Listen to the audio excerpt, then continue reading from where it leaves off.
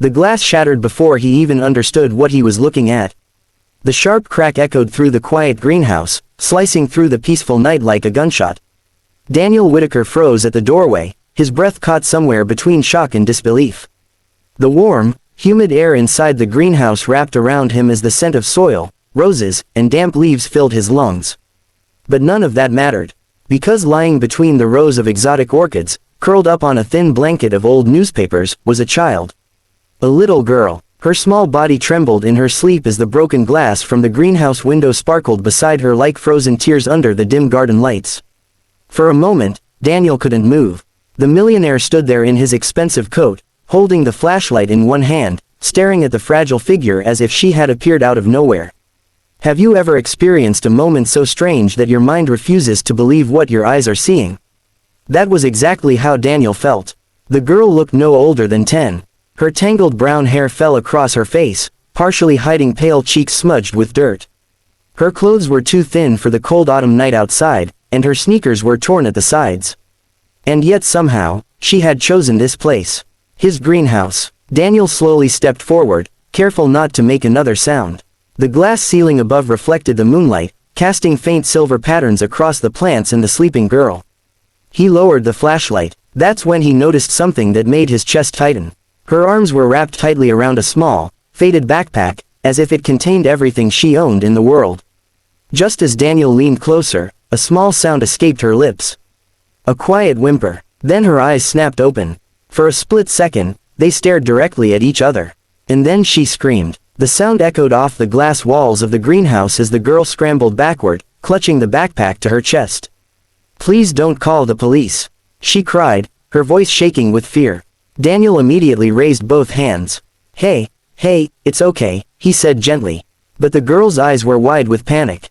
"I'll leave, I promise. I didn't take anything." Daniel felt something twist painfully inside his chest. She thought he was angry. She thought she was in trouble. "I'm not going to call anyone," he said softly. She didn't believe him. He could see it in the way her small shoulders trembled, the way her eyes darted toward the broken window behind her as if she was already planning her escape. "Please," she whispered again. "Just let me go." Daniel slowly knelt down, trying to appear less threatening. The wealthy businessman, who had negotiated billion-dollar deals without blinking, suddenly found himself struggling to find the right words for a frightened child. "What's your name?" he asked quietly. She hesitated, then finally whispered, "Lily." "Lily," he repeated gently. Her fingers tightened around the backpack straps. "You can't stay here," she said quickly, as if she were trying to convince herself more than him. "I know." Daniel nodded slowly, "but I'm not kicking you out tonight." That made her freeze. "What? It's freezing outside," he continued. "You'll get sick." She stared at him in confusion. Rich people didn't talk like that. Rich people didn't care. At least, that's what she had learned. Daniel glanced around the greenhouse. The plants, the soft lights, the humid air, it was warm enough to survive the night. But a child shouldn't be sleeping on newspapers. "How long have you been here?" he asked. Her eyes lowered. "A few days." The answer hit him like a punch to the stomach. "A few days." She nodded slowly. "I come at night." "Where do you go?" "During the day." Lily shrugged. "Different places." Daniel felt a wave of emotions rise inside him. Anger, sadness, guilt. Because just a few hours ago, he had been complaining about the stock market dropping 2%. And now a little girl had been secretly living in his greenhouse. Have you ever realized in a single moment how unfair the world can be? Daniel took a slow breath. "Lily, where are your parents?" Her face changed instantly. The fear turned into something else. Pain. "They're gone," she whispered. Something in her voice made Daniel stop asking questions. Because sometimes the way someone says a word tells you everything you need to know. Gone. The silence between them stretched across the greenhouse. Finally Daniel stood up. "Wait here." Lily's eyes widened again. "You're calling the police." "No, I swear, I'm not." But Daniel had already walked toward the door. For several long seconds Lily sat frozen, staring at the broken window. Her heart pounded as she waited for the sound of sirens. But none came. Instead, 10 minutes later, the door opened again. Daniel returned carrying something in his hands. A bowl. Steam rose from it into the cool air. Lily stared at it like she was looking at something impossible. "Soup," Daniel said simply. Her stomach growled loudly. The sound was so sudden and embarrassing that her face turned bright red. Daniel pretended not to notice. He placed the bowl gently on a nearby table. "You can eat if you want." She didn't move. "Or not," he added. "But it'll get cold." For nearly a minute Lily sat there, staring at the bowl. Then slowly, carefully, she crawled forward, as if it might disappear. Her hands trembled slightly as she picked up the spoon. And when she took the first bite, Daniel saw something that made his heart ache. Tears, quiet tears rolling down her dirty cheeks. She tried to hide them, wiping them away quickly with the sleeve of her jacket. But Daniel saw. Have you ever watched someone eat like it was the first real meal they'd had in days? It's a moment you never forget. Daniel looked away, giving her privacy.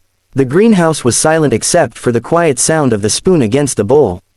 After a while, Lily spoke again. "Why are you helping me?" Daniel thought about the question. The honest answer surprised even him. "I don't know." She looked up at him. "You're rich." The word sounded almost suspicious.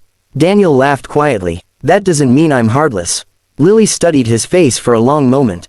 Then she asked something that made him pause. "Are you lonely?" Daniel blinked. No one had asked him that question in years. The truth lingered in the air between them. "Yes," he admitted. Lily nodded slowly. "Me too." And in that quiet greenhouse filled with flowers and moonlight, something invisible began to change. Neither of them realized it yet. But that night, the night a millionaire found an orphan girl sleeping among his plants, was the beginning of a story that would soon transform both of their lives forever. Because sometimes the smallest, most unexpected moments, become the ones that change everything. The night grew quieter after Lily finished the soup.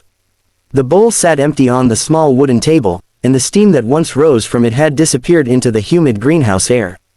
Outside, the wind rustled softly through the trees surrounding the property, brushing against the glass walls like distant whispers. Daniel Whitaker stood near the door for a long moment, watching the little girl carefully. Lily held the bowl in both hands as if it were something precious, something she wasn't used to having. Her eyes looked calmer now, but the fear hadn't fully disappeared. Children who had lived through too much learned not to trust comfort too quickly. Have you ever noticed how people who have suffered the most often expect kindness to disappear at any moment? Daniel slowly walked back toward her. "You can keep the blanket," he said gently, pointing to a thick wool blanket he had brought with the soup. Lily looked at it like she wasn't sure it really belonged to her. "For tonight," he added softly. She nodded slowly. "Thank you." The words sounded small, almost shy, but there was sincerity in them that Daniel hadn't heard in a long time. He turned to leave, but just as he reached the door, Lily spoke again. "Wait." Daniel paused and looked back. Her fingers gripped the straps of her faded backpack again. "Are you going to tell someone I'm here?" The question hung in the air between them. Daniel thought carefully before answering. "No," he said finally. "But we do need to figure something out." Her shoulders tensed again. "I won't send you away tonight," he continued quickly. "But sleeping alone in a greenhouse forever isn't safe." Lily lowered her eyes. "I know." The sadness in those two simple words carried a weight far too heavy for someone her age. Daniel left the greenhouse slowly, giving her space. But as he walked across the garden toward the large mansion, his mind wouldn't stop racing. He had built companies, managed thousands of employees, and made decisions that affected entire markets. Yet somehow, helping one small girl felt more complicated than any business deal he had ever faced. Inside the house, the silence felt different now. Colder. He poured himself a glass of water but barely drank it. His thoughts kept returning to Lily curled up on the greenhouse floor.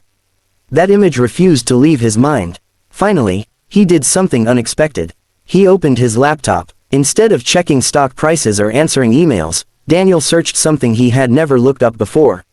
Local orphan shelters. The list appeared quickly, but as he stared at the screen, something felt wrong. The idea of handing Lily to strangers, after seeing the fear in her eyes,